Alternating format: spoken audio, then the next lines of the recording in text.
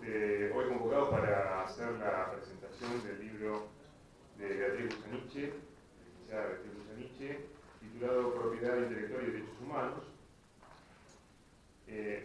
Un libro que toca diversos puntos, del cual ahora me voy a referir, pero antes que nada destacar la organización. Esto está organizado entre el Instituto de Derecho de la Comunicación del Colegio de Abogados de La Plata, la Cátedra 2 de Derecho de la Comunicación de la Facultad de Periodismo y Comunicación Social de La Plata, y Fundación Vía Libre, que es la ONG a la cual Beatriz Busaniche preside. Preside en este momento la Fundación Vía Libre.org, es vialibre.org.ar. La página donde ustedes, un sitio web de la Fundación, donde ustedes podrán encontrar distintos tipos de trabajo, publicaciones y actividades, incluso en un simposio que estábamos hablando recién, que se organiza para noviembre de este año, pero que hay fecha límite para presentar trabajos el 18 de julio, donde se va a debatir, entre otras cosas, el tema central de la vigilancia online, ¿no? Y distintos puntos acerca de la vigilancia online. Explicado entonces el tema de la organización del evento, voy a presentarla a Beatriz.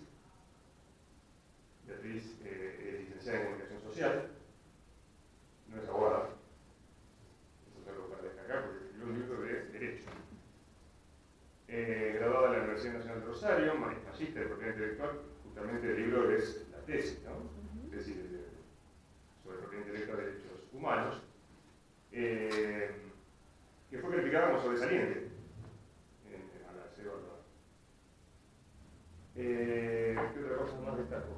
Es docente de grado en la carrera de Ciencias de Comunicación de la Facultad de Ciencias Sociales, la UBA, y el posgrado también de la Facultad de Ciencias Económicas, de UBA y en Flaxo Argentina. Trabaja desde el año 2003 en la Fundación Vía Libre y es líder pública de Creative Commons, un sistema de licencias de propiedad intelectual que también vamos a explicar de qué se trata, y es miembro fundadora de Wikimedia Argentina. Participó en distintos eventos internacionales, como la Cumbre Mundial de Sociedad de Información, en Ginebra, en 2003, donde fue punto focal el tema de la educación para la Oficina de Sociedad Civil, y contribuyó también en el seguimiento de la Agenda para el Desarrollo en la OMPI, la Organización Mundial de Propiedad Intelectual, en 2007, como miembro de la sociedad civil, la Fundación Vía Libre.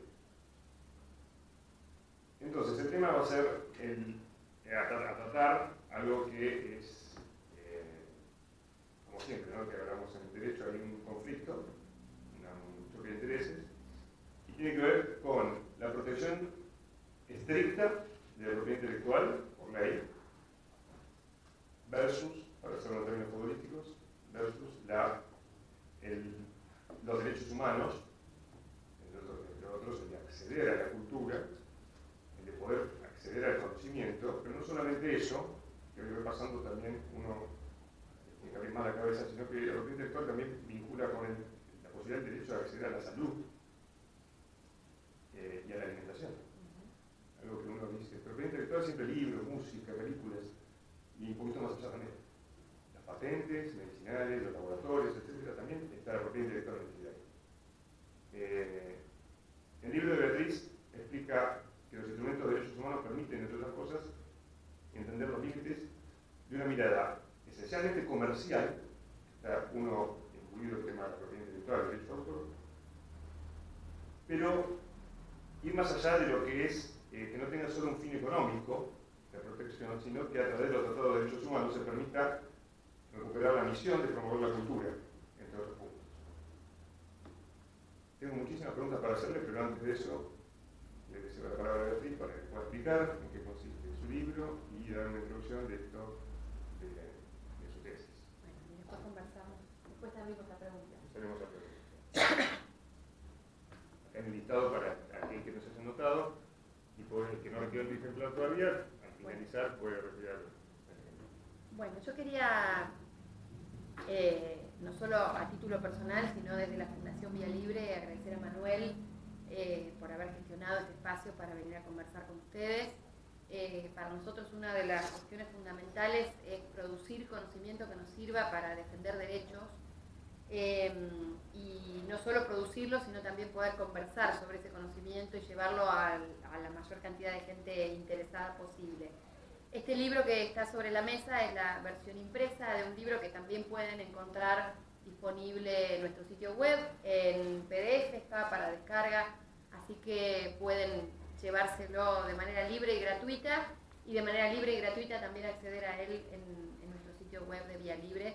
Le debemos la posibilidad de imprimir estos ejemplares y de hacer este trabajo profesional de edición a una editorial que se llama Tren en Movimiento, que no es un tema menor, porque este libro es de libre distribución, explícitamente lo dice, está bajo una licencia Creative Commons, y no es trivial encontrar un editor que apueste a la publicación de libros bajo este formato. Entonces es muy interesante entender cómo Tren en Movimiento, que es esta pequeña editorial que nos ha editado, contribuye también, entiende la visión política que hay detrás de este concepto de la libre circulación, y además nada de este trabajo sería posible si no fuera por el apoyo que nos da la oficina Conosur de la Fundación Heinrich Böll de Alemania, que desde el año más o menos 2004 confía en el trabajo de Vía Libre y apoya el trabajo de la Fundación Vía Libre básicamente con dinero, para que nosotros podamos hacer este tipo de trabajo y llevarlo al público y llevarlo a ustedes de forma libre y gratuita. Así que hechos los agradecimientos de rigor, les cuento un poco qué es lo que se van a encontrar cuando ustedes abran este libro. Manuel decía que es mi tesis de maestría, y es un recorte de mi tesis de maestría. Mi tesis de maestría es un trabajo bastante más largo, tiene como 200 páginas mi tesis de maestría, y además ha sido depurado y ha sido editado también, y tengo que mencionarlo especialmente, por el editor del libro, que fue Matías Raya, que contribuyó a que una tesis de maestría, que habitualmente son textos densos, pesados, muchos de ustedes seguramente si están trabajando ya en material académico van a saber que muchas veces el material que uno produce para ser evaluado por sus colegas en el mundo académico no tiene la misma dinámica, la misma forma de escritura que un libro que uno pretende sea leído por mucha más gente que un tribunal de evaluadores y colegas. Así que Matías ha hecho un trabajo de darle un orden, de darle sencillez y hacer los recortes necesarios que tiene este libro. Este libro tiene un segmento que para mí era fundamental hacer, incluso en el momento mismo en el que yo escribí la tesis. Cuando yo escribo la tesis, la escribo pensando en este libro. Es decir, la escribo pensando en que la tesis va a ser posteriormente podada para ser útil para un público más amplio que el que iba a leer la tesis. La tesis está pensada para el contexto argentino, pero este libro está pensado para servir a todos aquellos países, especialmente los países de la región, que tienen un contexto regulatorio similar al nuestro en materia de derechos humanos y de derechos de propiedad intelectual. Entonces, está pensado con una visión internacionalista, y por eso es que tiene tanto foco en el derecho internacional. Y lo raro sí es que, no siendo abogada, me metí a hacer una tesis jurídica, cosa que la directora de la maestría no podía creer, porque de la última persona que esperaba una tesis jurídica era de mí, y ahí caí yo con mi tesis jurídica. No sin terror de que me la evalúe un abogado, debo confesar, pero fue evaluada por abogados y fue aprobada afortunadamente. ¿Por qué yo hice esta tesis? Creo que es lo primero que uno tiene que tratar de responder. Bueno, yo nunca me saqué el sombrero de activista de los derechos humanos. Vía Libre es una organización que trabaja temas de nuevas tecnologías, pero que trabaja desde la perspectiva de los derechos fundamentales. Y desde esa perspectiva, en la que yo trabajo desde el año 2003, que es cuando me integré a la fundación, hace muchos años ya, siempre me resultaba difícil digerir, por usar una terminología diplomática, cuando venían y me corrían en la discusión sobre derechos de autor con la idea de que los derechos de autor son derechos humanos. Porque nosotros en la fundación entendemos que tiene que haber equilibrios, que tiene que haber un sistema regulatorio más flexible, que tiene que haber derechos de acceso, que se deben respetar los derechos de acceso. Defendimos en buena medida el intercambio de archivos entre pares en Internet, defendimos la libre circulación de información, defendimos o tratamos de evitar la instrumentación de herramientas que pudieran bloquear la circulación de información en Internet. Es decir, siempre tuvimos una posición muy crítica hacia el modelo más conservador, el modelo vigente de copyright, para usar una terminología de los Estados Unidos, que es un poco el país que lleva la bandera de la defensa del copyright a nivel internacional. Pero siempre fuimos muy críticos de una mirada conservadora del derecho de autor. Y nos topábamos con el problema de que esa mirada que nosotros teníamos entraba en un punto crítico cuando del otro lado, en esta supuesta confrontación, vamos a ponerle versus, como dijo Manuel, aunque evitemos hoy hablar de fútbol, en este versus nos quedaba siempre esta idea de, bueno, nosotros defendemos derechos fundamentales, pero cuando en la otra orilla nos decían, bueno, pero los derechos de autor son derechos humanos, y nos ponían sobre la mesa la Declaración Universal de los Derechos Humanos y el artículo 27, que reconoce como derechos fundamentales los derechos de autores e inventores, y nos ponían sobre la mesa el artículo 15 del Pacto Internacional de Derechos Económicos, Sociales y Culturales, que también reconoce derechos de autores e inventores, llegábamos a un punto crítico en el cual la discusión se atoraba, se bloqueaba, porque más allá de que nosotros defendiéramos derechos fundamentales, había argumentos del otro lado basados en derechos fundamentales. Al momento de cursar mi maestría, empecé a pensar esta problemática, y cuando uno empieza una maestría, empieza pensando, bueno, ¿a dónde voy a hincar el diente? ¿A dónde voy a meter mi cuchillo y tenedor para profundizar en qué tema? Uno en una maestría en propiedad intelectual puede hacerlo en una multiplicidad de temas porque es un campo bastante grande. Y en esa búsqueda, cuando me tocó cursar con el doctor Onaindia el campo de los derechos a la cultura, que hay una materia específica que la da el doctor Onaindia sobre derechos culturales, empecé a trabajar sobre la cuestión de derechos culturales y el reconocimiento de los derechos culturales en los distintos pactos de derechos humanos. Y es ahí donde dije, bueno, acá es donde yo me di la tarea de ir a buscar algo más. A ver, ¿de qué se trataba? ¿Cuál era el alcance? ¿Hasta dónde llegaba este reconocimiento? ¿Y cómo podíamos saldar este versus? Saldar esta idea de que hay dos polos contrapuestos en este campo. Y ahí asumí la idea de que quizás iba a encontrar cosas que no me gustaran o que no fueran afines con lo que yo pensaba de manera previa a la investigación, pero eso se trata de la investigación académica. Muchos de ustedes son estudiantes, por lo que entiendo, ¿verdad? Estudiantes de grado, mayormente. Bueno, parte del trabajo que uno hace cuando hace investigación académica es afrontar que algunas veces va a tener que encontrar y asumir que encontró, que creo que esta es la parte más difícil, cosas que no encajan con el esquema de pensamiento que uno tenía previamente. Y esa dificultad es parte de la honestidad académica que uno tiene que ejercer a la hora de salir a investigar un tema. Con eso sobre mi espalda dije, bueno, voy a tener que asumir lo que encuentre. Salí a buscar qué significaba la incorporación de los derechos de autores e inventores en las declaraciones de derechos humanos.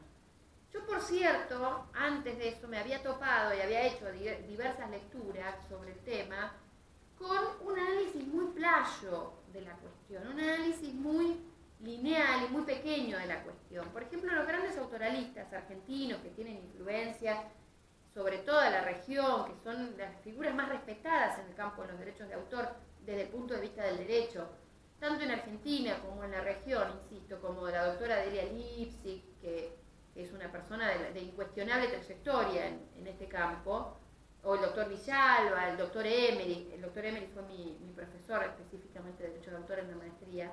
Son las figuras de referencia en el campo del derecho de autor, son quienes escriben los manuales con los cuales estudian después en las facultades de derecho, en las especializaciones y demás. Ninguno de ellos había profundizado la cuestión de derechos humanos. La doctora Lipsig, por ejemplo, que es la principal vocera del concepto de los derechos de autor como derechos humanos, se remite estrictamente a la mención de los derechos, pero no profundiza en qué significan, ni cuál es el alcance, ni cómo se interpretan. Dice, los derechos de autor son derechos humanos porque están en la Declaración. Están en la Declaración Universal y están en el PIDESC, para no repetir todo el largo nombre que tiene el pacto. Lo mismo hacen todos los autoralistas que abrevan en esta fuente, y queda ahí. Y muchas entidades de gestión colectiva, por ejemplo, como Argentores o SADAIC, organizaciones de autores, con las que uno en la vida cotidiana de la discusión sobre este tema debate en ámbitos públicos. Bueno, Manuel nos ha visto debatir en la Cámara de Diputados, nos ha visto debatir en eventos académicos como este, nos ha visto discutir en medios de comunicación. Discutimos permanentemente con quienes defienden esa mirada del derecho de autor. Y parece ser, o aparece como un cliché repetido, el tema de los derechos de autor son derechos humanos. Entonces, mi búsqueda fue a saber qué significa esto realmente, hasta dónde son, cuál es el alcance y cómo debe un país legislar para ser respetuoso de estos derechos. Entonces, lo que yo hice fue hacer análisis histórico.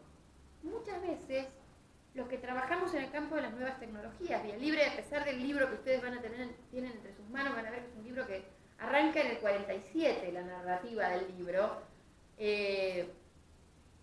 Vía Libre es una organización que trabaja temas de nuevas tecnologías y derechos fundamentales. De hecho, esta semana pasada participamos en un congreso también que se hizo acá en La Plata sobre tecnologías electorales, sobre reforma electoral. Ustedes, si visitan nuestro sitio, van a encontrar que trabajamos un montón de temas vinculados con tecnologías y derechos humanos. Entonces, cuando uno ve tecnologías y derechos humanos, imagina que está dando discusiones de hoy, cuál es el impacto de Internet en los derechos de autor, ese tipo de preguntas que nosotros respondemos de manera recurrente porque son las preguntas clásicas que se le hacen a una fundación como la nuestra. Para mi sorpresa y la de muchos que me ayudaron, ya sea con correcciones o con bibliografía o con un diálogo, mientras yo realizaba mi investigación, para sorpresa de todos nosotros, muchas de las discusiones que hoy nos damos ya se dieron no solo durante la redacción de la Declaración Universal, se dieron también durante la redacción de la Ley Argentina en 1933. Más de 80 años pasaron desde aquellos debates parlamentarios, y en los debates parlamentarios que no están en este libro pero que sí están en mi tesis, se ve buena parte de las discusiones que hoy todavía están abiertas. En el debate del PIDESC se siguen viendo estas discusiones sobre cómo se salda esta tensión que hay entre los derechos de acceso y participación libre en la cultura y los derechos de autores e inventores a gozar de los beneficios que emerjan de sus obras, que son básicamente las frases que sintetizan los derechos reconocidos en los pactos. Ustedes saben que la Declaración Universal en su artículo 27 hace esta doble vía. La Declaración Universal fue escrita entre el 47 y el 48, después de la Segunda Guerra Mundial. La Declaración tiene como objetivo establecer un marco, una cosmovisión, un deber ser de cómo queremos que sea el mundo, un mundo en el cual no se repita la tragedia que los redactores tenían inmediatamente en sus espaldas. La tragedia de las guerras mundiales estaba todavía fresca y el objetivo de los redactores era justamente construir un esquema de valores, una visión que nos permitiera como humanidad no repetir esa parte de la historia. Y en ese contexto, estos derechos de los que trata este libro eran una discusión muy menor. Había discusiones sobre libertad de expresión. Por cierto, la discusión sobre libertad de expresión que hubo entonces es muy valiosa para entender incluso muchas de las discusiones que se están reflotando hoy a partir de discusiones sobre discurso de odio, discurso discriminatorio y demás en Internet. Buena parte de las discusiones que se reabren hoy estaban ya cuando se escribieron estos pactos y es muy interesante leerlo. Yo lo que hice fue buscar materiales que analicen la época. Entonces, para ver, porque ustedes saben, cuando uno analiza, por ejemplo, una ley o analiza un texto, tiene que ver qué había detrás, cómo se discutió, los fundamentos. Por eso las leyes tienen fundamentos, porque los que la proponen dicen, lo quiero por esto, lo quiero por aquello.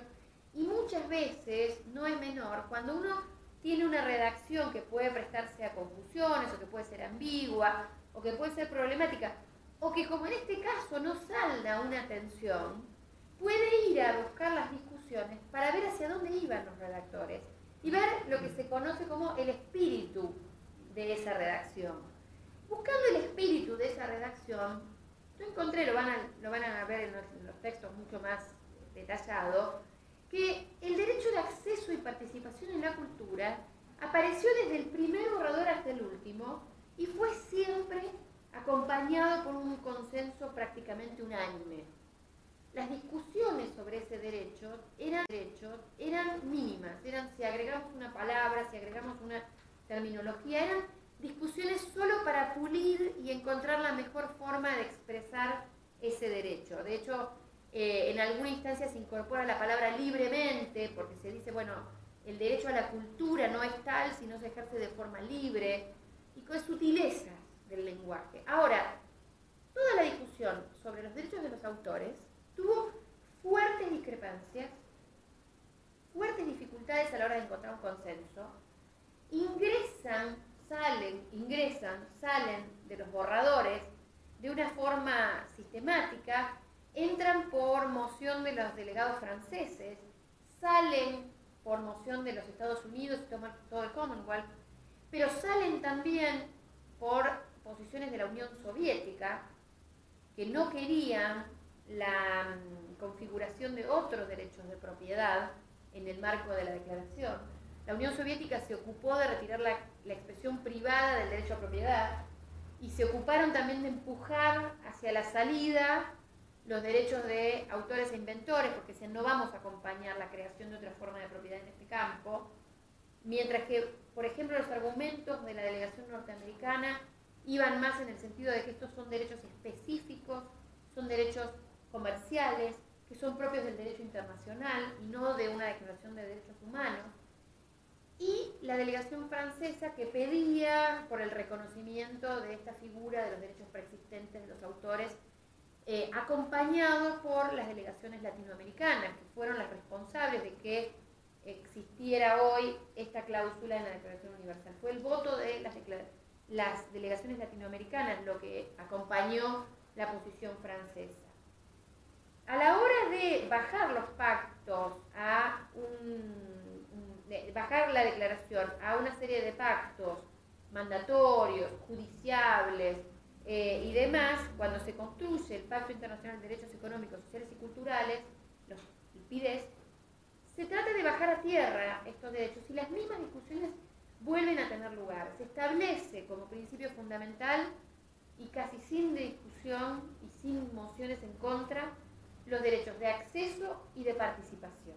Y cuando hablamos de derechos de acceso y participación, de lo que estamos hablando es no solo del derecho a acceder a la cultura, sino también del derecho a participar, al derecho a tomar parte en la cultura como un proceso vivo de relaciones sociales, a la construcción de instituciones respetuosas de la diversidad cultural y que estas instituciones, la definición de estas instituciones como ámbitos esenciales para la riqueza social, es decir, la cultura en términos dinámicos, en términos amplios. Cuando se habla de cultura en estos pactos, y esto lo define muy bien el Comentario General 21 del Comité de Aplicación, tiene que ver con el ejercicio pleno de estos derechos culturales, que no solo tiene que ver con, como decía Manuel, no solo tiene que ver con el acceso a libros, a discos, a cine, a fotografía, tiene que ver con, por ejemplo, las tradiciones culinarias, tiene que ver con las tecnologías de información y comunicación, tiene que ver con la vida deportiva, tiene que ver con el espacio público, con los lugares de relación social, la cultura como un gran ámbito de reunión y de construcción colectiva esencial para la vida democrática. Cuando llegamos a tratar de definir en ese contexto los derechos de autores e inventores, lo que nos encontramos es con que, primero, hay una visión en el debate de tensión. Ya en el PIDESC emerge la tensión y ya, por ejemplo, el delegado chileno fue uno de los que a viva voz dijo, cuidado, porque aquí puede haber un desbalance entre los países desarrollados que tienen mayormente tecnologías, que tienen mayor desarrollo científico, mayor desarrollo de sus industrias y demás, frente a una asimetría con los países en desarrollo que necesitamos el acceso a esos bienes producidos por autores e inventores. Entra a terciar también el derecho a la salud, como decía Manuel antes. Cuando miramos la cuestión propiedad intelectual y derechos humanos, hay un punto crítico ahí porque, por ejemplo, todo lo que tiene que ver con acceso a medicamentos está atravesado por las cuestiones de propiedad intelectual. Todo lo que tiene que ver con materiales educativos también están contemplados como derecho fundamental en el artículo 13 del PIDES. Y cuando hablamos de derecho a la educación, incluimos en el derecho a la educación, y así lo hacen los comentarios de los comités de aplicación, el derecho de acceso a los materiales educativos. Y ahí tenemos otro cruce serio con los derechos de propiedad intelectual. Entonces los cruces con los derechos de propiedad intelectual no son menores y atraviesan buena parte del ejercicio de muchos otros derechos. Y como sabemos, las declaraciones no son documentos que uno pueda agarrar de manera fragmentaria. Uno no puede decir, bueno, está este derecho y ese derecho se ejerce, aunque ese derecho obture el ejercicio de otros derechos. Cada uno de los derechos reconocidos en el pacto debe ser mirado y ejercido a la luz de todo el pacto. Ningún derecho puede obturar el ejercicio de otro derecho reconocido del pacto. Y acá ya tenemos una primera declaración fuerte, porque entonces los derechos de autores e inventores no pueden obturar el ejercicio de estos otros derechos. Primer nota de atención. ¿Cómo hacemos para que este ejercicio de derechos autorales y de derechos de los inventores, en este caso de patentes y demás, no obture el ejercicio de derecho a la salud, derecho a la educación, derecho a acceso y participación en la cultura? ¿Cómo hacemos? Haciendo un análisis riguroso de cuál es el alcance de esos derechos. Y eso lo hizo ya el Comité de Aplicación del Pacto a través de un documento que es muy interesante, que yo no quiero atribuirlo a la mala intención, pero que ha sido históricamente ignorado por los autoralistas conservadores. Los mismos autoralistas que te dicen el derecho de autor es un derecho humano, nunca meten en sus análisis el comentario general 17, que es el trabajo en el cual el Comité de Aplicación del Pacto define cuáles son los alcances de ese derecho y cómo se debe entender ese derecho. Básicamente la bajada a tierra. Ustedes saben que un pacto de esta naturaleza tiene como destinatario al Estado. A quien se dirige el pacto es el Estado. Entonces, el mandato es hacia el Estado, pero uno le dice al Estado, hay derecho a la educación. Uno le dice, el derecho a la educación contempla la educación obligatoria para todos los niños de cierta edad, la primaria, la secundaria, el acceso el tener maestros capacitados, el tener maestros en las lenguas de los pueblos originarios. O sea, hay un mandato que es mucho más amplio que la simple frase del texto, que tiene que ver con lo que dicen los comités de aplicación. Y lo que dicen los comités de aplicación es muy interesante, porque los comités de aplicación tratan de saltar de este versus, de salir de este versus, a través de unir el ejercicio de estos derechos. Y ellos dicen, los derechos culturales deben ser vistos como un todo. Uno no se puede ejercer sin el otro. ¿Cómo accedo a la cultura si no hay autores que producen cultura? ¿Cómo accedo a los beneficios de la ciencia si no hay innovación en medicamentos, en tecnología, en cualquiera de los ámbitos de innovación? Entonces, lo primero que dicen ellos es, tenemos que trabajar esto en conjunto, uno no puede ser excluyente del otro. Dicen también que la propiedad intelectual es una construcción social, cuyo objetivo es servir al bien público. Otra definición enorme, muy sencilla, pero que pone las cosas en blanco sobre negro. Porque si uno dice, la propiedad intelectual es un derecho humano, los derechos de autor son un derecho humano, uno lo deja ahí como un derecho que el Estado simplemente reconoce y entonces no se pone a analizar las consecuencias de esa afirmación.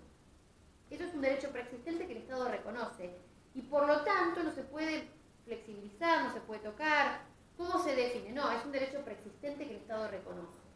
Cuando uno pone, en los términos que pone el comité, y dice, la propiedad intelectual es una construcción social que debe servir al bien público y al colectivo que le da razón de ser, entonces empieza a tener una cuestión que puede decir, bueno, hay que analizar cómo se construye ese derecho de autor, cómo se construye una legislación de derechos de autor. Y acá tenemos otro instrumento para construir esa legislación de derecho de autor, porque esa legislación de derecho de autor no tiene como objetivo el reconocimiento de un derecho preexistente, sino la construcción de una política pública de efectivo cumplimiento de los derechos culturales del pacto. Si ese es el objetivo de la ley, entonces tenemos que empezar a mirar cómo construir una ley que cumpla con el acceso, la participación y los derechos de los autores. Después dice la declaración que los derechos humanos no son materia transable en el mercado. Uno no vende en el mercado su derecho a la libertad, su derecho a la vida. Digo, no son materia de negocio ni son materia económica. Son indisolubles del resto de la declaración. Dice también que están en cabeza de las personas físicas. Se habla del autor como toda persona o eventualmente de comunidades, porque también se habla mucho de las comunidades de pueblos originarios, de los derechos colectivos, pero de ninguna manera de Sony Music o la Motion Pictures Association of America o Universal o las distintas corporaciones o editoriales o sellos que tienen derechos de propiedad intelectual. Y acá ya tenemos otra línea, un tendido de una línea interesante. Y es que cuando hablamos de armonizar estos derechos y de cumplir con estos derechos, estamos hablando de derechos que tienen cabeza de autores o comunidades de autores, comunidades, colectivos, de personas, no de Sony Music, no de ninguna corporación, no de Monsanto, no de Novartis, no de ninguno de ellos. Estos no tienen derechos humanos. Y otra cosa, los derechos humanos son preeminentes en las jerarquías legales. Entonces acá tenemos ya derechos superiores a otros derechos comerciales. Explican también qué es lo que no son. Dice, los derechos contemplados en el pacto no son homologables a los tratados internacionales de propiedad intelectual. No son lo mismo, no son eso. Esos son tratados internacionales discutidos en otros ámbitos. Aquí vamos a trabajar otra cosa. No son los tratados comerciales vinculados con la propiedad intelectual, ni siquiera son las leyes nacionales de propiedad intelectual. Son los derechos reconocidos. ¿Qué son? Dice, ¿cómo puede un Estado cumplir con este derecho? Y entonces empiezan a tejer ahí, porque el Comentario General 17, que trata sobre la propiedad intelectual específicamente, empieza diciendo que esto no es, y deja un montón de cosas fuera. Deja fuera las corporaciones, deja fuera las leyes, los tratados internacionales de comercio, deja fuera los tratados internacionales de propiedad intelectual, deja fuera las leyes nacionales de propiedad intelectual. Entonces dice, ¿qué son? Dice, bueno, el objetivo de poner estos derechos en este pacto tienen que ver con revalorizar un tipo de producción que es especialmente valiosa para la sociedad, que tiene que ver con la construcción de una cultura colectiva, de una cultura común. Y entonces, ¿a qué apuntan estos derechos? Y lo refiere a otro articulado del pacto, que es el que tiene que ver con los derechos de autores e inventores a tener un nivel de vida digno y a ser reconocidos por su contribución al bien común. Ese es el horizonte que pone el pacto y el comité de aplicación del pacto como marco de acción, como horizonte para la construcción de una política pública de derechos de propiedad intelectual. Apuntar a la obtención de un nivel de vida digno para quienes trabajan en este campo y el reconocimiento de su contribución en términos de bienestar público, de bienestar social. Dice, ¿cómo puede el Estado hacer esto? Lo puede hacer de múltiples maneras. No hay una forma de hacerlo.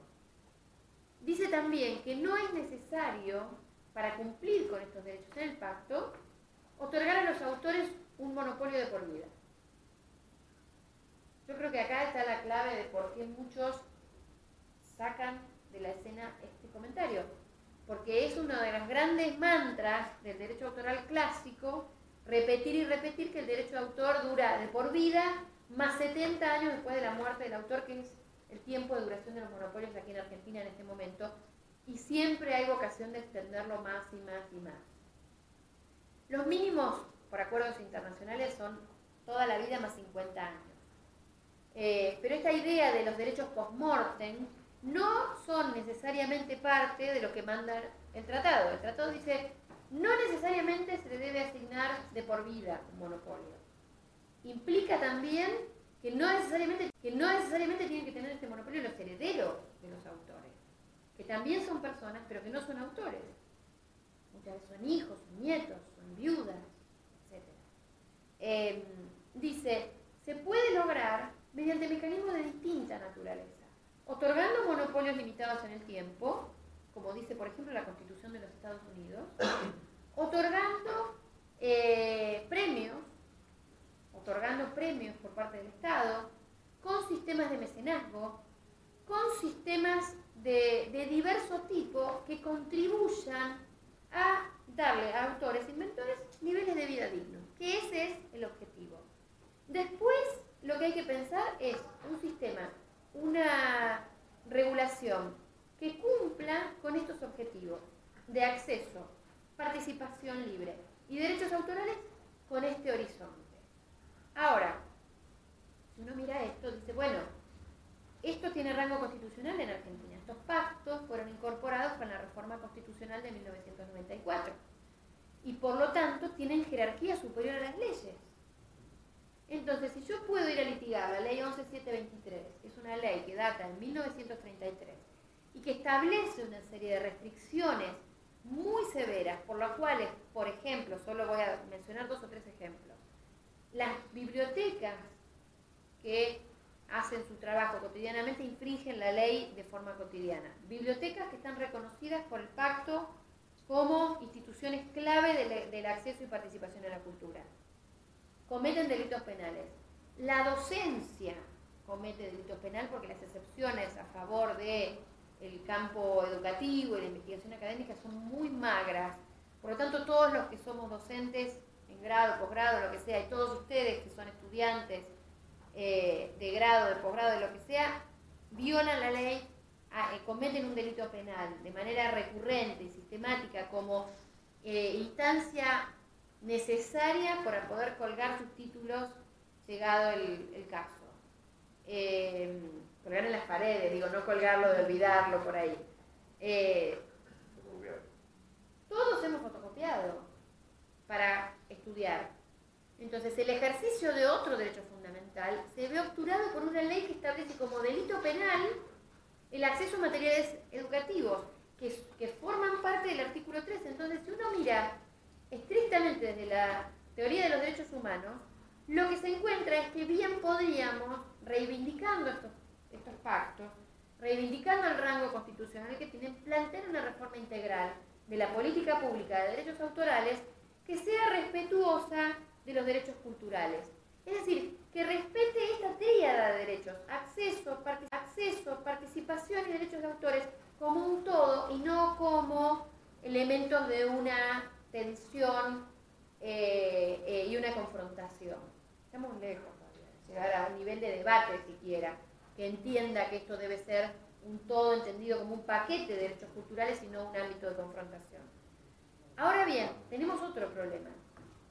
El ámbito de derechos humanos nos da este marco, pero la agenda de comercio en la cual está inmersa Argentina a partir de la firma y la entrada en vigencia de los tratados de los acuerdos de la Organización Mundial de Comercio, específicamente los acuerdos sobre propiedad intelectual aplicados al comercio, de los cuales Argentina es parte desde la primera hora, a mediados de los 90, entraron en vigencia estos acuerdos y Argentina firmó entre los primeros países que los aprobaron y que los implementaron.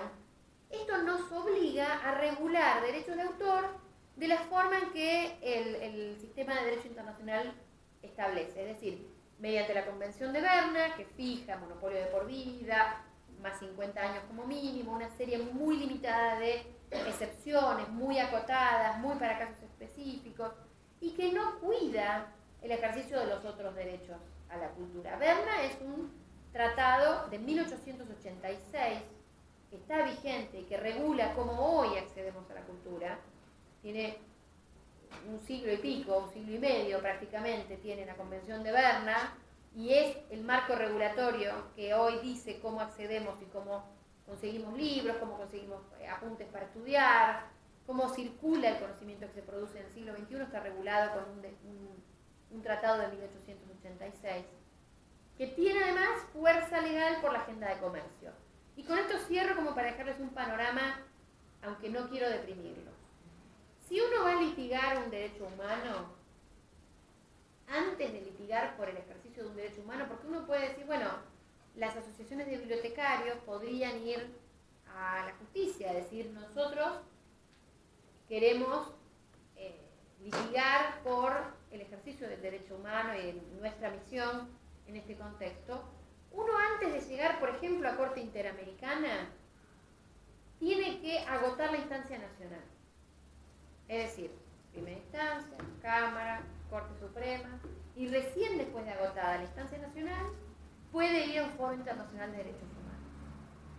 La Agenda de Comercio nos ha puesto en tal encrucijada que una corporación que quiera frenar una legislación que considere que va en contra de sus inversiones, tratados bilaterales de protección de inversiones firmados, Argentina tiene más de 50, entre ellos con los Estados Unidos y con otros países, pero con los Estados Unidos seguro.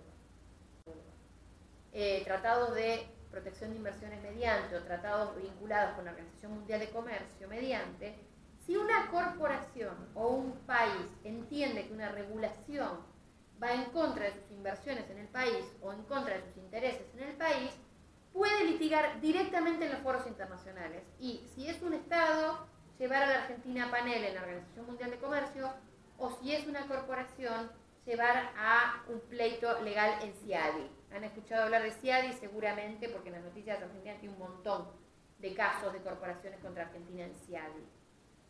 ¿Qué significa esto? Que el poder de observancia de la propiedad intelectual es muy superior al poder de observancia que tenemos, o de enforcement, que se le llama en inglés, en el campo de los derechos humanos. Y eso establece una asimetría que deja a quienes defendemos esto desde una perspectiva de derechos humanos con muy pocas herramientas para dar una discusión pública en este campo. Este libro pretende poner esto sobre la mesa, profundizar sobre esos análisis playitos que yo decía, de tratar la cuestión de derechos de autor de los derechos humanos como algo, como una simple mención.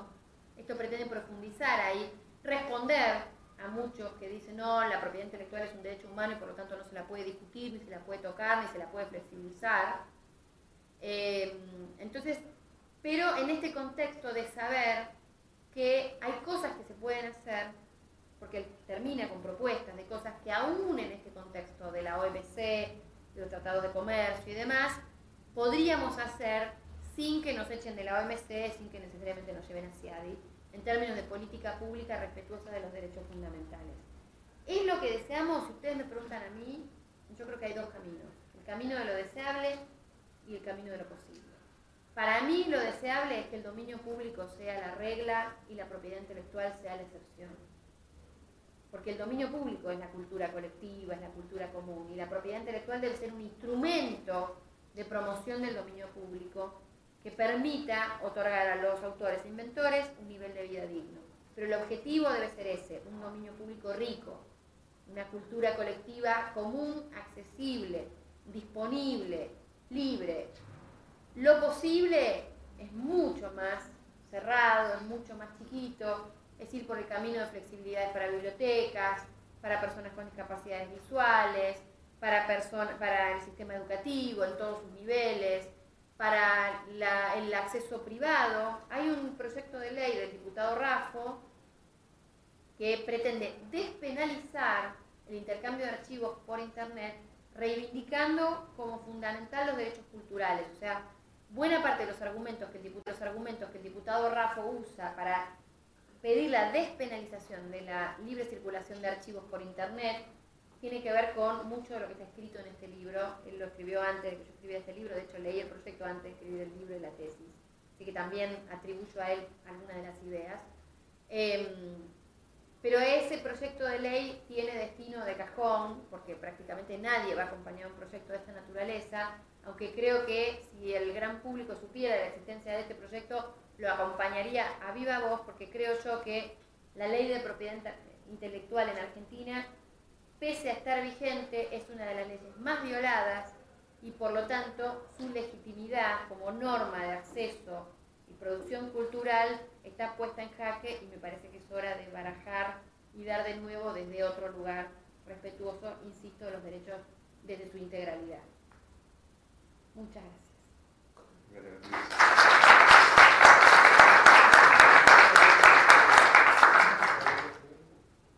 Mientras hablabas, tomé nota de... Tomaste notas, lo veía haciendo Sí, escritos. porque hay muchas preguntas sobre el requerimiento de expresar antes de cederles a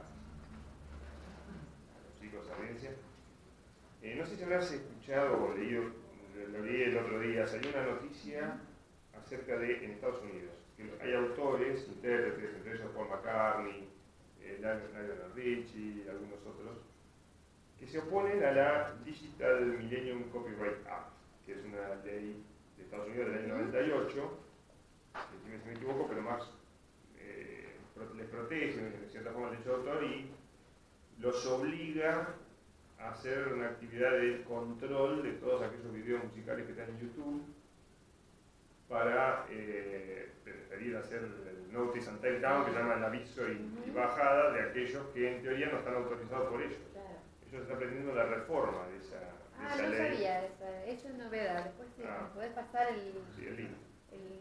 Porque ¿qué argumento dan? Porque en general McCartney la es... afectación económica de sus derechos, digamos, de claro, porque remuneración. McCartney es bastante conservador, muy conservador por ser amigable con él. A ver, la Digital Millennium Copyright Act es la ley del copyright para el milenio digital. Es una ley que pretende implementar, que implementa de hecho, 2 tratados internacionales, de los cuales Argentina también es firmante, pero nunca implementó en su legislación. A mediados de los 90, esta discusión que estamos dando sobre la cuestión de Internet y cómo se regula y la responsabilidad de intermediarios, que es otro tema que está en este momento también tratándose en el Congreso argentino. La Organización Mundial de la Propiedad Intelectual desarrolló 2 tratados que se conocen como tratados de Internet de OMPI, que datan los dos de 1996. Uno sobre derechos de autores, de copyright, y otros son de derechos conexos, los derechos de intérpretes y los derechos de productores fonográficos. En ambos casos se establece sistemas vinculados con, por ejemplo, la construcción de un sistema de responsabilidad intermediario de Internet, que no dejen que me olvide porque es un tema muy importante, sobre todo si ustedes vienen del campo de la comunicación, es un tema crítico, se está tratando de gran actualidad, por cierto. De hecho, la semana pasada hubo una sesión en el Senado sobre este tema. Y el otro tema que trata tiene que ver con las medidas técnicas de restricción, es decir, los sistemas tecnológicos que se aplican para evitar la copia. Habrán visto a lo largo de los Kindle tienen para los libros, en la industria del CD se desarrollaron innumerables estrategias para impedir la copia, todas fueron quebradas en cuestión de horas. Entonces lo que se hace es construir un régimen regulatorio que más allá de la protección de copyright, proteja la medida de restricción. Es decir, que torne ilegal saltarse la restricción. Va mucho más allá del copyright. El copyright es el derecho de copia. Ahora, si yo necesito saltarme la restricción para, por ejemplo, me voy a mandar una que es de vieja, ver un DVD de zona 1 en un reproductor de zona 5. ¿Recuerdan que los DVDs traían, no sé si lo siguen trayendo, no conociendo muy jóvenes? Ayúdenme los más veteranos de la sala. No les hablemos de cassette, ni de cómo. Hay una publicidad ahora en la tele que me hace reír, que recuerda a mi infancia, que era cuando uno quería bajarse una canción que estaba esperando con el botón de rec en la casetera mientras escuchaba la radio e insultaba al locutor que te decía: estás escuchando radio, no sé qué, arriba de la canción para que vos no te la grabes. Y estábamos esperando todos con el doble de la casetera y siempre quedaba horrible, pero era nuestra única forma de tener las canciones que nos gustaban. Seguimos hablando de viejajes y viejadas. Pero bueno, la Digital Millennium Copyright Act es la implementación que los Estados Unidos hace de esos tratados. Argentina lo firmó inmediatamente. En los 90 Argentina firmó todo lo que le pusieron adelante. Por suerte nunca lo implementaron, porque evidentemente nunca entendieron que firmaron, y los legisladores no tienen ni idea de que estamos hablando cuando hablamos de esto. Esperemos que sigan así, porque son horribles. Ahora, Estados Unidos los legisla y los legisla con la Digital Millennium Copyright Act. La Digital Millennium Copyright Act establece no solo que es delito penal saltarse las restricciones técnicas, es decir, si ustedes, por ejemplo, tienen un disco que lo quieren escuchar en su computadora porque se rompió su reproductor de CDs, y el sistema de reproducción, de control de copias, está programado para no ejecutar ese CD en una computadora porque entiende que una computadora es una máquina del demonio que va a copiar ese CD, entonces no lo reproduce. Les habrá pasado, está lleno de discos que fracasaron porque venían con ese tipo de restricciones, o que te instalaban. Hubo un caso muy famoso de Sony que te instalaba un rootkit en tu máquina. Vos metías el CD, inmediatamente te instalaba software sin que vos lo permitieras en tu máquina para impedirte la copia del CD. Y ese tipo de abusos están básicamente amparados legalmente por la DMCA, que es la Digital Millennium Copyright Act. Que tiene, por ejemplo, esta cuestión de penalizar el saltarse las medidas de restricción, independientemente de lo que uno vaya a hacer, insisto. Es legal comprarte un disco y querer escucharlo en tu computadora, ¿sí? Es perfectamente legal eso. Sin embargo, el sistema de restricción de copias no te lo permitía. Y si vos quebrabas el sistema de restricción de copias, cometías un delito penal. Sigue pasando en los Estados Unidos, es tremendo ese tema. Otra de las cosas que tiene la DMCA es lo que se conoce como la notificación y baja de Internet. Es decir, el Notice and Takedown. ¿Qué es el Notice and Takedown? Es algo que lo van a ver ocurriendo permanentemente en cualquier servicio de empresas norteamericanas. Google, por ejemplo. Se estima que se bajan por día 1 millón de enlaces solo en los resultados de las búsquedas. No estoy contando YouTube, no estoy contando blogs, no estoy contando ninguno de los otros servicios de Google. Solo el servicio de búsqueda se estima que se bajan un promedio de 1 millón de enlaces por día por DMCA. Por alguien que dice, esto viola mi propiedad intelectual, se baja. En YouTube van a ver cantidades de videos que han sido dados de baja, o la otra estrategia es que han sido silenciados, porque la música que usaba un determinado video casero o alguna producción artística o lo que sea, pertenece a un artista y entonces queda solo la imagen y se baja la música. Eso es un sistema administrado de notificación y baja. Eso, y lo ha dicho el relator de libertad de expresión de Naciones Unidas, el ex relator Frank LaRue, en uno de sus documentos emitidos antes de dejar de ser relator, que es de 2011, si no me equivoco, sobre el derecho a libertad de expresión en Internet, esos sistemas de notificación y baja son contrarios al sistema de derechos humanos, contrarios a la libertad de expresión. ¿Por qué? Porque constituyen censura, y todo acto de censura debe ser, primero, la censura previa está expresamente prohibida, pero en todo caso, cuando hay un acto de baja de un contenido por alguna razón, porque viola una ley, porque infringe derechos personalísimos de alguien, porque hay, no se puede decir cualquier cosa, hay cuestiones de responsabilidad ulterior. Bueno, ustedes estudian derechos vinculados con la comunicación y la libertad de expresión. Los relatores de libertad de expresión, ya sea de OEA, de Naciones Unidas y demás, han coincidido en que estos sistemas de notificación y baja son contrarios a los principios de derechos humanos y de libertad de expresión.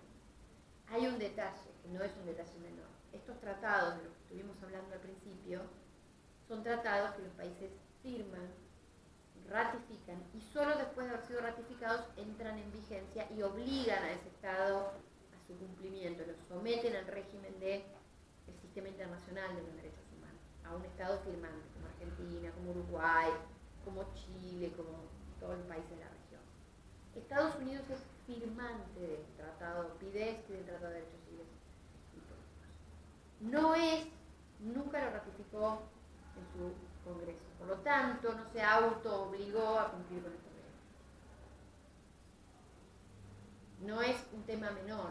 Entonces, hay ahí una cuestión por ver. Yo no sé por qué McCartney y otros próceres se oponen, dudo que se opongan a la DMCA por las mismas razones que me opongo yo. Dicen que ha quedado desactualizada, que en el 98 y que entonces ahora, con todo el cambio de tecnología que ha habido, de alguna manera están en contra de que sea eso lo que tengan que estar diciendo, bájamelo, bájamelo. Ellos quieren que alguien le cuide sus intereses y que lo bajen. Es más, exacto. Google está bastante cerca de las posiciones de estos artistas, porque Google, por ejemplo, ya tiene un sistema algorítmico para detectar y ha puesto a disposición de los sellos discográficos y demás un sistema de algoritmos para detectar canciones que pertenecen al catálogo de un determinado sello discográfico y por lo tanto la baja se produce de forma automática. Cuando el algoritmo detecta que hay una canción de Madonna, de Prince, ¿no? ¡Ping!, automáticamente se da de baja, independientemente de que esa canción forme parte de, por ejemplo, un documental, un video que es una obra artística y demás. Yo me acuerdo hace un par de años dando clases en uno de los posgrados de Flaxo, donde doy clases, había un muchacho que había hecho un video sobre la comunidad queer en Argentina. Y lo había musicalizado, ese documental, que había sido premiado y había circulado por festivales, y él era una de sus obras principales de su trayectoria como documentalista, estaba musicalizado con obra de Madonna, si hay emblema que representa de algún modo esa cultura que le estaba reflejando era la obra de Madonna. Se lo acharon en pedazos y la obra quedó totalmente dañada porque le enmudecieron todas las canciones de Madonna que estaban en el video, quedó mudo el video, su obra que él la había puesto en YouTube, además para hacerla accesible, porque era un video muy grande que tenía que mandarla a festivales, entonces dijo, te la subo a YouTube, véanla ahí. Achada totalmente una obra creativa, con un mensaje político, con un mensaje artístico, plenamente protegida por la libertad de expresión, además financiada con fondos del Inca, que vos para tener fondo del Inca tenés que llevar el libre deuda que pagaste SADAIC, que pagaste todo el uso de todo lo que tenías, es decir, que estaba en regla legalmente, fue achada literalmente por un sistema de notificación y baja. Bueno, hay alguna corriente local que quiere un sistema de notificación y baja acá en Argentina. Afortunadamente el sistema constitucional argentino no lo admite. Podemos llegar a tener una discusión fuerte, pero no sería admisible en el sistema constitucional argentino. Lo que ellos argumentan, estos intérpretes autores, son que ya es quizás imposible controlar el Internet, como ha crecido tanto, perseguir cada sitio donde estén productos o creaciones de ellos. Entonces por eso dicen, no puedo más con esta ley, que ha quedado desautorizada, no está hecho para acá. Bueno, lo traje a debate por una cuestión de que justo da con el tema, ¿no? Y con la remuneración. Y antes de pasarles una pregunta más, y ya se la dejo para que tiene el micrófono, sí. Hablaba de los algoritmos recién, los algoritmos que están en Internet, y también en el libro mencionás, bueno, la atención obviamente de propiedad intelectual, los derechos humanos, que transforman la creatividad, la información, la ciencia, la tecnología para ser bienes privatizados, ser bienes públicos, bienes privatizados. Te pregunto, nuestro derecho humano a la intimidad, como mencionaste recién, no está en el mercado. Sin embargo, uno cuando baja una app, una aplicación o ingresás a los propios sistemas Android de estos iPhones que tienen, vos prácticamente dejaste el derecho a intimidad. ¿No se está de alguna manera dejando en el mercado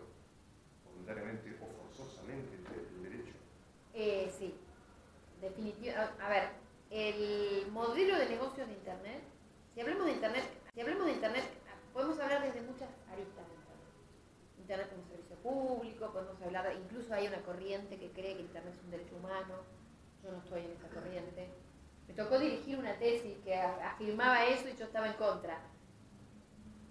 Ayudé con todo lo que pude, pero fue interesante la discusión con la tesista porque terminó contrapesando las distintas posiciones. Si miramos Internet estrictamente desde el punto de vista del negocio, el negocio de Internet es la vulneración de la privacidad de las personas.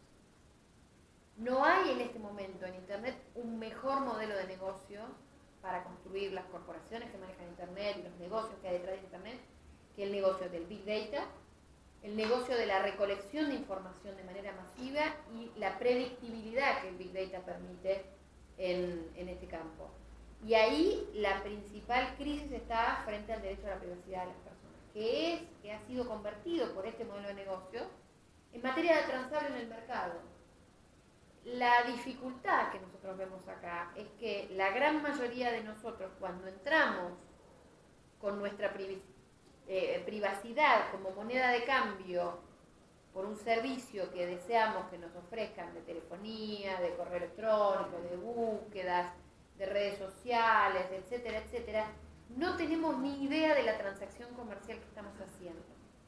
No hay una conciencia pública de que ese poner tu intimidad en Facebook, por dar solo un ejemplo muy trivial, pero no es el único, estamos entrando en una transacción comercial.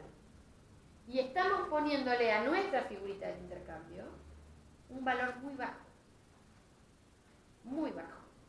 Cambiamos intimidad por tener Internet en una heladera. Toda la corriente que viene ahora del Internet of Things o el Internet de las cosas va en este mismo sentido, de penetrar con la mirada del mercado, el consumo, el marketing y la construcción de mercados cada vez más segmentados en la intimidad de las personas. Así como en estudiantes de comunicación han leído, quiero creer, quiero que se siga leyendo, porque además los reconozco como grandes teóricos que me han ayudado a entender muchas cosas.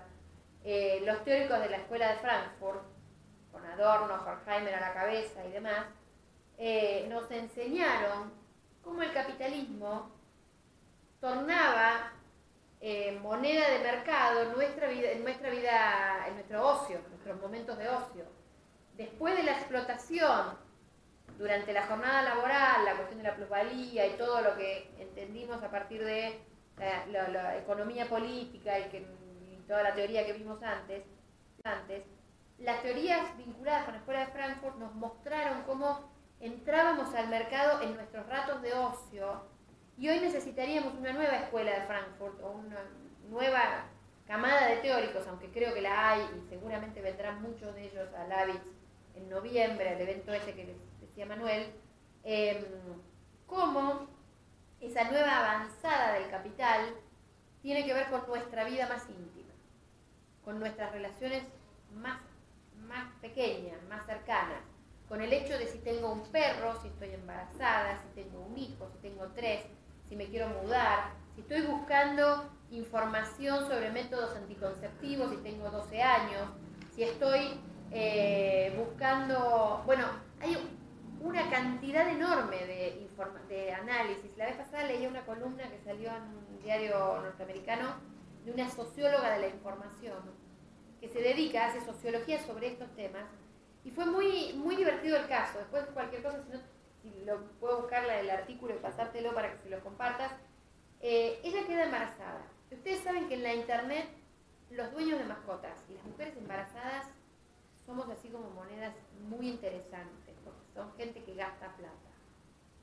Una embarazada es una perla del negocio de internet, porque una embarazada tiene no solo ella, sino un entorno familiar que va a empezar a gastar plata y a la cual hay que apuntarle los cañones, porque hay un mercado ahí enorme. Una embarazada vale, ¿vieron los jueguitos esos donde matás en el tránsito? Bueno, sí. Una embarazada vale muchos puntos en la economía del internet. Entonces, esta socióloga, en el momento que queda embarazada ella, Dice, voy a tratar de pasar mis 9 meses sin que la maquinaria se entere.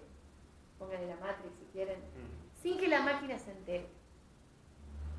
Y empezó a tomar medidas deliberadas para no dejar rastro en ningún lado de que ella estaba embarazada.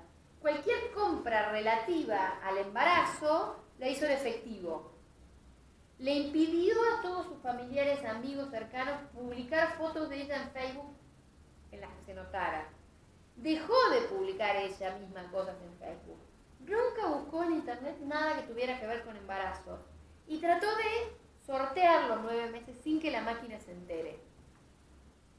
Terminó peleada con toda su familia por antisocial, en las listas de terroristas, porque la gente que compra mucho con dinero en efectivo pasa inmediatamente a ser sospechosa. Concluyó que, bueno, apareció en listados de personas sospechosas, de actividades sospechosas, y se descubrió que pasó a ser un ser marginal de la vida social, simplemente por tratar de esconderle a la máquina que ella estaba embarazada y no poner su embarazo en el mercado, mantenerlo en su estricta intimidad. Ni hablar de los familiares y amigos que se enojaron porque les dijo no publiques esa foto que sacaste en tu cumpleaños. Sí, estoy con el bombo, no me publiques, no quiero aparecer. ¿Probaron ustedes alguna vez decirle a alguien no publiques una foto donde yo esté en internet?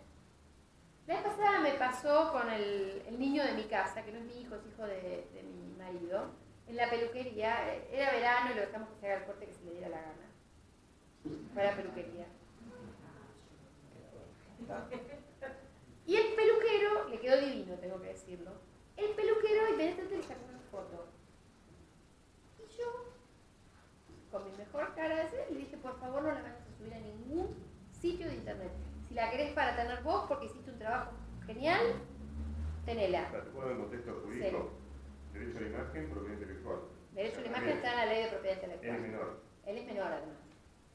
Menor de 18, ¿no? Menor de 18, tiene 10. Con lo cual, bueno. En ese momento tenía 9. Es un niño. Claro. En ese momento tenía 9 años. Me miró con una cara como diciendo, ¿qué bicho? ¿De dónde saliste? Porque todas querían que sus hijos estén en la página de Prana, de la peluquería. En la página de la peluquería de Onda. Todas querían que el chico esté en la página de Prana. Y yo le dije, por favor, si la querés para tenerla, como él nos había mostrado otras fotos, decía, hicimos este corte, cómo te gusta, le mostraba al nene. Dije, por favor, no la subas a internet. Y fui mirada como, qué hortito, qué mala onda, qué bicho raro. Y cada vez que uno dice, no pongas esto en internet, no subas esto, por favor, antes de subir una foto mía, pregúntame. Y así, por ejemplo, con los menores de edad es tremendo, con los menores de edad es impresionante. Porque uno ve las propias escuelas, salvo las escuelas públicas que tienen una política bajada de los ministerios, de no publicar imágenes de los chicos en internet, las escuelas privadas publican cualquier cosa de los chicos. Evidentemente no tienen una línea tan rígida como las escuelas públicas, pero uno ve que hay un montón de coerciones sociales que te llevan a estar en la máquina. Y que cuando te querés salir, te convertís en un marginal. Cualquier parecido con Matrix no es coincidencia. Pero, digamos, hay un pleito ahí.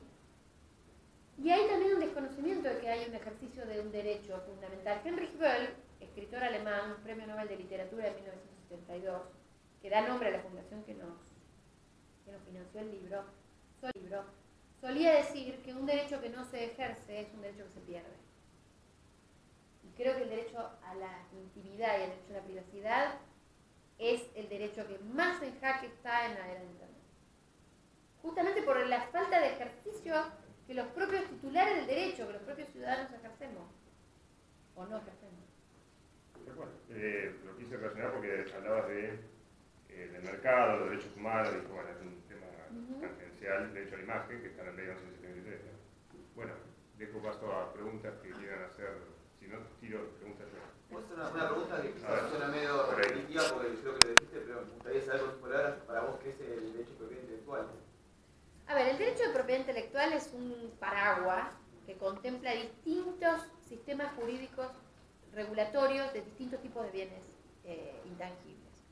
Cuando uno habla, por ejemplo, de la Organización Mundial de la Propiedad Intelectual, que es así como la institución global que administra esto, va a encontrar que ahí, bajo ese paraguas, se encuentran las leyes de patentes, las leyes de marcas, las denominaciones de origen, por ejemplo. El hecho de que ahora comemos queso azul y no más Roquefort, tiene que ver con que hay una denominación de origen vinculada con los quesos y con los vinos, los espumantes, y hay toda una regulación que también está en la propiedad intelectual. Los derechos de autor y los derechos conexos, los derechos de intérprete y todo. La propiedad intelectual, a ver, yo que vengo de la comunidad de software libre, tendría también que decirte que es un concepto antipático, un concepto mentiroso, porque establece en términos de propiedad, y es un concepto de propaganda, que poco ha ayudado a tener un buen debate sobre este tema, hay que decirlo. Porque la idea de que esto es mío, que yo soy propietario, inmediatamente despierta en las personas la idea de la defensa de lo propio. Cuando en realidad son sistemas donde los propios bienes regulados se definen en la misma regulación. Por ejemplo, no cualquier invento es materia patentable. Para que algo sea materia patentable, tiene que pasar una prueba de patentabilidad. Y esa prueba de patentabilidad está definida no solo en la ley, que dice qué es materia patentable y qué no es materia patentable. Entonces, el bien no solo está regulado por la legislación, sino que está definido en la propia legislación. Entonces, ¿qué es un derecho de autor? Bueno, lo que se define como derecho de autor. ¿Qué es un derecho conexo? Lo que se define como derecho conexo. El concepto de propiedad intelectual es un gran paraguas para hablar de regulaciones bastante disímiles, porque aparte casi cualquier cosa que uno diga sobre el sistema de patentes es incorrecto si lo dice sobre el sistema de derecho de autor. Son sistemas de aplicación distinta. Entonces, la verdad sea dicha, está en el título de mi libro, pero es un concepto que deberíamos tratar de abandonar de alguna forma. El tema es que es un concepto muy establecido y que sirve para decir de qué estamos hablando. Estamos hablando de estos sistemas regulatorios. Mi pregunta era para eso, para ver si era un derecho que ya se debería dejar de existir o se debería poder modificarse quizás. Mira, en la legislación francesa, que fue donde primero se empezó a usar la concepción de propiedad, se dejó de usar a mediados del siglo XIX. Pero, aún después de que se dejara de usar en la legislación francesa, se incorpora en la Constitución argentina.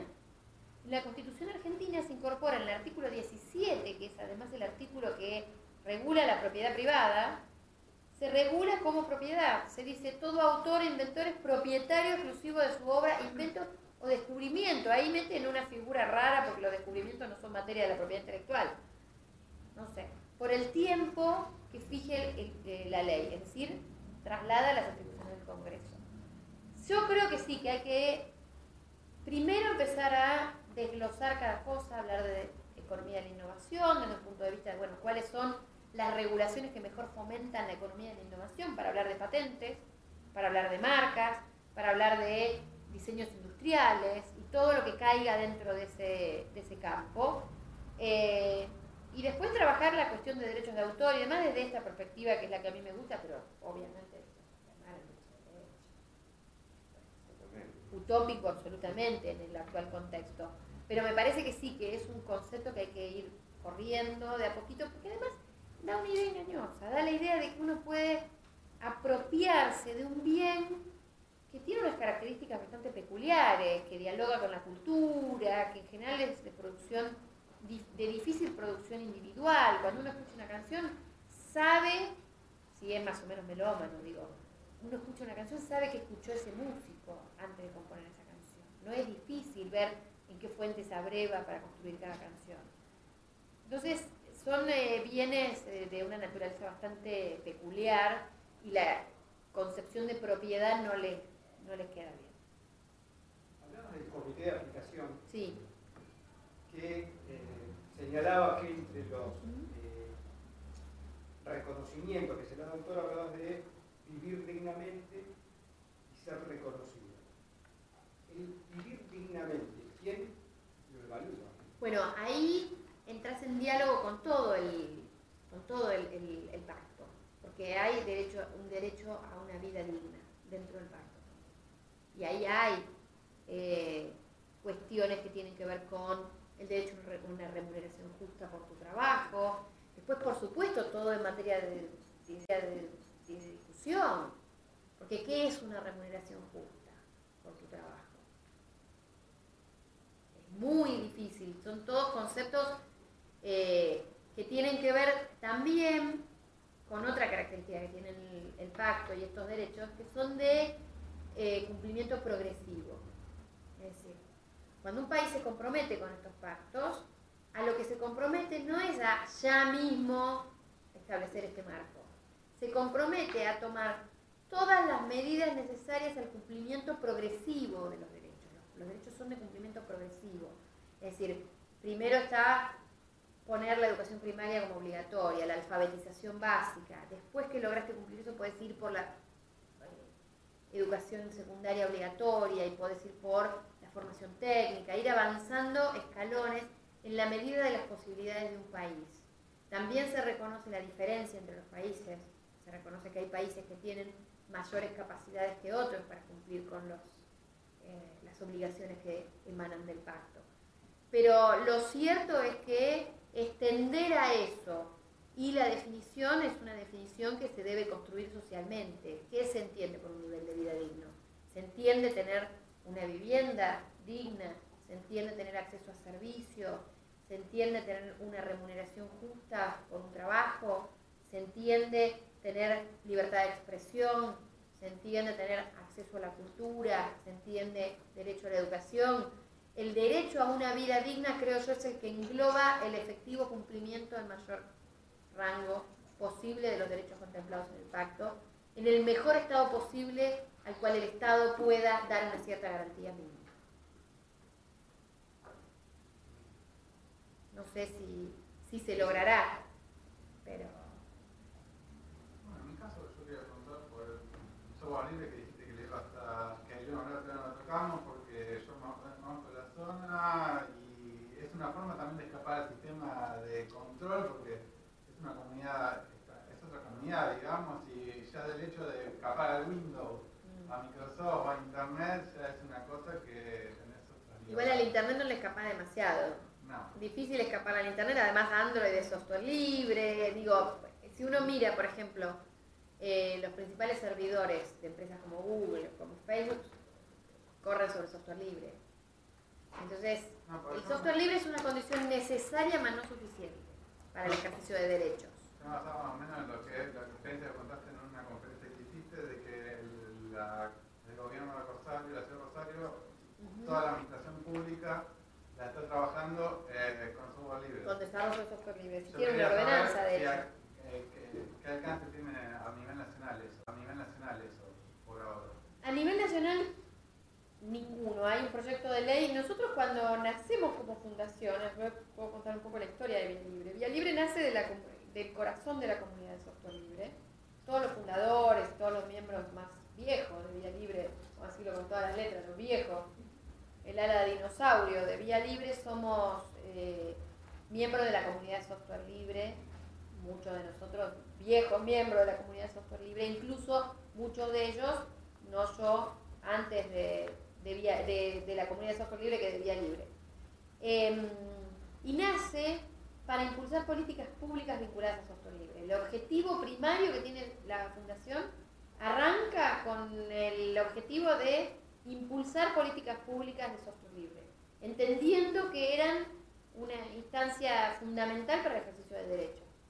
Desde el año 2000, que Vía Libre contribuyó en la elaboración de una ley de uso de software libre en la administración pública como eje principal de esa política pública, esa ley ha sido reciclada, reacomodada, reescrita, pero la misma ley fue de hecho traducida por la Universidad de Maastricht en Holanda como legislación recomendada para toda la Unión Europea, tampoco fue adoptada, y está durmiendo en los cajones y se ha discutido. En una época me acuerdo que a instancias del entonces diputado Macaluce, del entonces Ari, hace mucho, 2005, 2006, que él la presentó de vuelta cuando perdió estado parlamentario, él la volvió a presentar, logramos darle dictamen de comisión y logramos habilitar en varias comisiones del debate. Y nunca llegamos más lejos que ahí porque la presión de las cámaras empresariales de software siempre ha sido muy grande. Y la capacidad de lobby que tienen es mucho mayor que la que tenemos nosotros. Durante el último tramo del gobierno de Cristina Fernández de Kirchner hubo una tentativa de impulsar algo que se llamó el software público, que fue... ¿Cómo? Solo tengo en uso el Guaira en mi computadora. El Guaira software es un derivado de Pero ahora Debian creo que se está usó medio para... parado esto también, ¿no? No sé, Eso no sé cómo está... funcionando. Eso no sé en este momento cómo está en términos de desarrollo. Sé que alguna parte del equipo de Guaira fue despedido del programa Educar. Pero en términos de política de Estado no se logró construir una política de Estado. El mismo software público tenía una serie de definiciones que lo hacía algo raro. No se sabía muy bien si era solo software libre o si era software desarrollado por el Estado, o cómo dejó ahí en la nebulosa. Al principio las máquinas que venían de la escuela eran primero con Doble privativo buteo y o sea, siempre fue muy errática la adopción de software libre en la administración pública en todo nivel, salvo en lugares puntuales como, insisto, Rosario y la provincia de Santa Fe, que tiene una ley provincial también de uso de software libre prioritario en la administración pública. Tengo que decir de bajo cumplimiento, por muchas resistencias en distintas capas de la burocracia que se negaron a la utilización de software libre. Pero el único lugar donde hay efectivamente una política pública oriental a esto es el municipio de Rosario primero y la provincia de Santa Fe después. En el resto no ha habido Acá avances. en La Plata, acá diplomacia me impulsó mucho eso, pero no sé cómo está ahora, pues ya me alejé, pero bueno. Lo único más cercano que hay fue eso, lo de la Guaira, y la última versión de Guaira me llegó, por ejemplo, en enero. Claro. Después no decimos Sí, nada. es que después se desmanteló el equipo de desarrollo y no se siguió. Sé que en el Plan Sarmiento, en la ciudad de Buenos Aires, se entregan máquinas con Debian. Se están entregando máquinas con Debian. Y he tenido entre manos una de la última generación que están entregando ahora y está bien, el Debian lo pude pilotear y anda bien, pero tiene doble buteo y la mayoría de los chicos los docentes saben usar Windows, entonces butean en Windows. Siempre cae. Pero un tema no menor, el software, las aplicaciones que están sobre Windows son mayormente libres. Se está usando Audacity, se está usando OpenOffice, se está usando todos los programas educativos, los jueguitos educativos, se usa Scratch, que eso es muy interesante, Scratch es un programa de aprendizaje de programación para niños, diseñado para chicos de entre 8 y 12 años, que es el sector que más y mejor usa Scratch. Que también es software libre, o sea, hay ahí alguna esperanza de que alguna que otra cabeza juvenil sigue con ganas de al menos entender que la tecnología no es solo consumo, sino producción.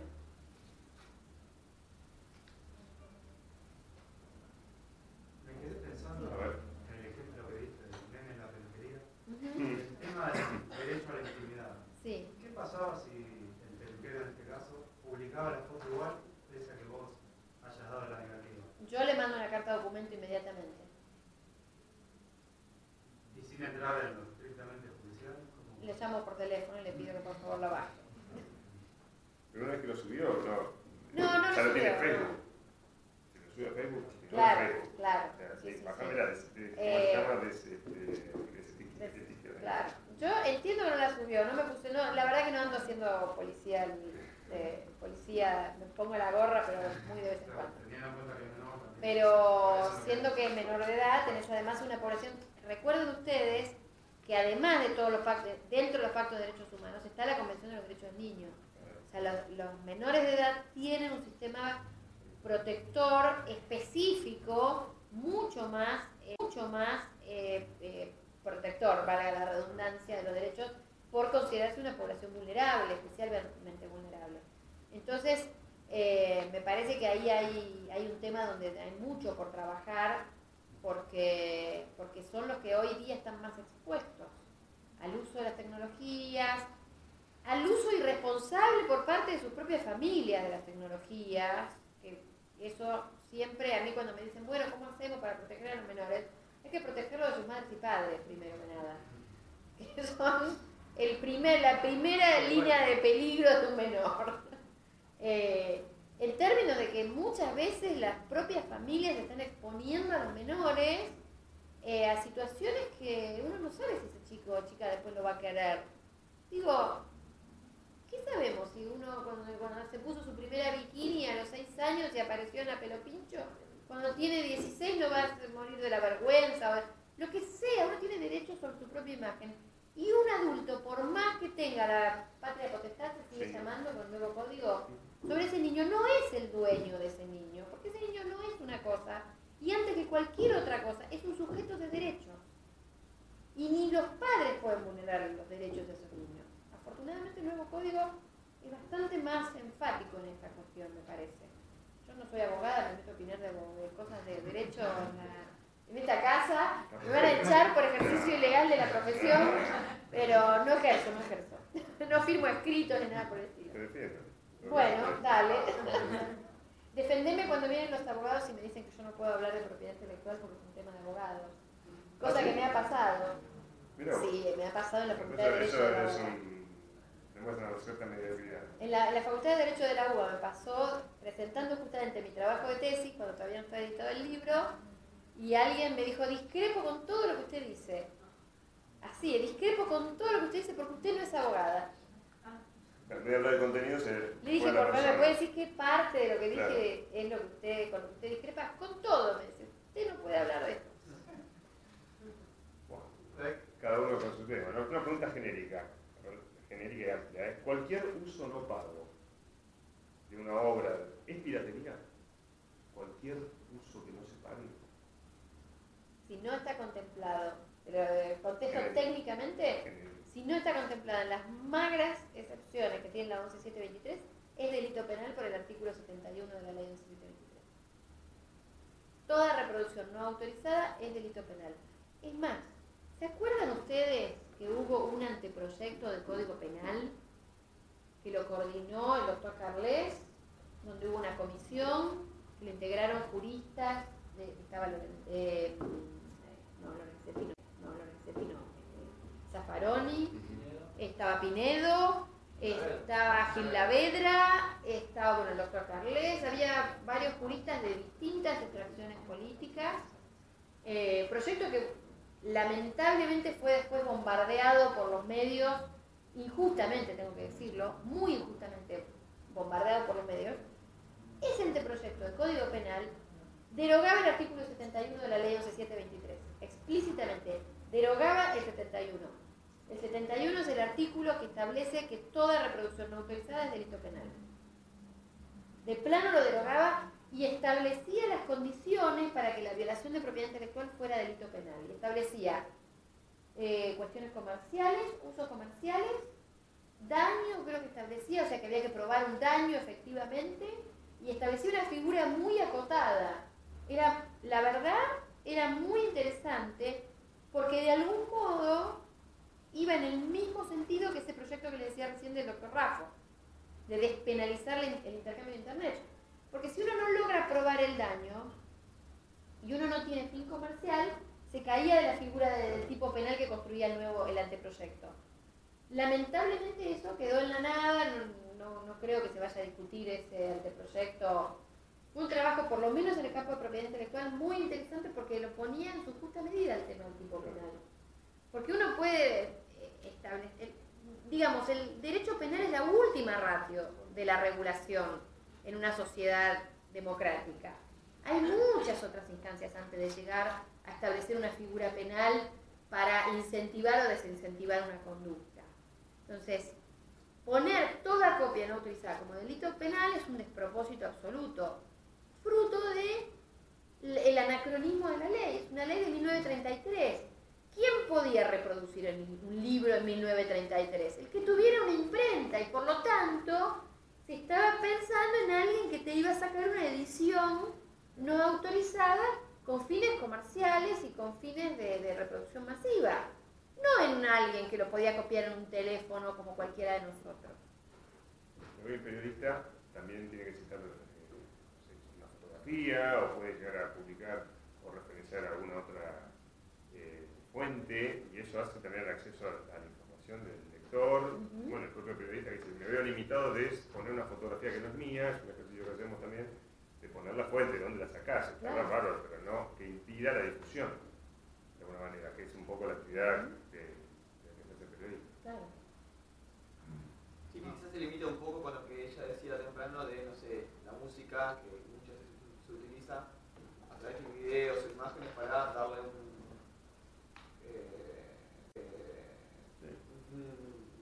una cosa totalmente diferente, algo artístico o algo que, no sé... O el derecho de parodia. O parodia. El derecho de sí, parodia sí. no existe desde el punto de vista de la propiedad intelectual. Y está lleno de videos en YouTube de parodias, Sí. de temas. Y entonces Los debería- memes, empecemos de, Ah, bueno, hemos visto de ayer a hoy unas cuatro. O sea, el derecho de parodia es un derecho que desde el punto de vista de la libertad de expresión, acá el problema que tenemos es que nadie litiga. Porque los defensores de esta ley saben que pierden, porque hay confrontados derechos importantes, dos derechos fundamentales. No sé, porque el derecho de propiedad intelectual depende de quién sea el dueño. Confrontás con un derecho que tiene el más alto rango de protección en el sistema jurídico argentino, como la libertad de expresión, que fue un poco lo que pasó con el caso Belén Rodríguez contra Google, que llegó a Corte Suprema y que salió a favor de Google por cuestiones vinculadas con responsabilidad de intermediarios. Pero lo cierto es que no te litigan. Entonces no llegamos nunca a tener una jurisprudencia que nos permita ir al Congreso y decir, miren, por favor, modifiquen esta ley. Y después te dicen, no, pero no hace falta modificar la ley porque no hay ningún bibliotecario preso. Nos faltaba más. A ver, no mandas a ningún bibliotecario preso, no porque seas recontra bueno y decente, sino porque sabes que perdés. Porque no hay un tribunal que te vaya a mandar un bibliotecario preso por proveerle materiales educativos a un estudiante. Acá mismo, en el Colegio de Abogados, en la biblioteca. Y también hay un consentimiento con la gente que vende o ves en las calles los CDs, películas, vas a un kiosco que encontrás con un CD que son todas copias. No me imagino a... Los litigios que hubo ahí son interesantes porque en el caso de los manteros hay jurisprudencia. En el caso manteros hay jurisprudencia. Y la jurisprudencia en general es bastante pacífica, yo hablo como abogada, a favor de los manteros. Coincidente, pacífica, ¿no? Sí, a favor de los manteros. Y eso es muy interesante. ¿Por qué? Porque los tribunales entendieron que la ley de marcas, que es por lo que se litiga en ese caso, es una ley para proteger al consumidor, ¿sí? Para proteger los derechos del consumidor, no del titular de la marca, sino del consumidor. Entonces, si el consumidor compra una cartera Louis Vuitton acá en la vereda, tiene claro que esa cartera no es Louis Vuitton. Si compro una Louis Vuitton a 30 pesos, sé como consumidor que no estoy comprando una Louis Vuitton. No hay engaño posible. Y al no haber engaño posible, hay jurisprudencia que dice que no hay delito. Hay violación de marca. Lo que sí hay violación de la marca, ¿no? Bien. Cuando vos compras un medicamento, ¿vos estás pagando patente ahí? Depende del medicamento, porque Argentina tiene una notable industria de genéricos, donde tenés patentes prescriptas, por lo tanto la fórmula pasa al dominio público. Cuando vos tenés la fórmula en dominio público, cualquiera puede producir ese medicamento con otra marca comercial. Entonces ahí es que fluyen las farmacias de genéricos. Porque por ahí tenés una determinada droga que te la vende Novartis, pero que ya está en el dominio público y te la vende el laboratorio A, laboratorio B, laboratorio C, con otra marca. Por eso también la ley de genéricos que te dice que el médico está obligado a recetarte el genérico, entonces vos podés elegir la marca, porque capaz que el de Novartis cuesta 100 y el de la marca A cuesta 80 y el de la marca B cuesta 50 y el de la marca C cuesta 20.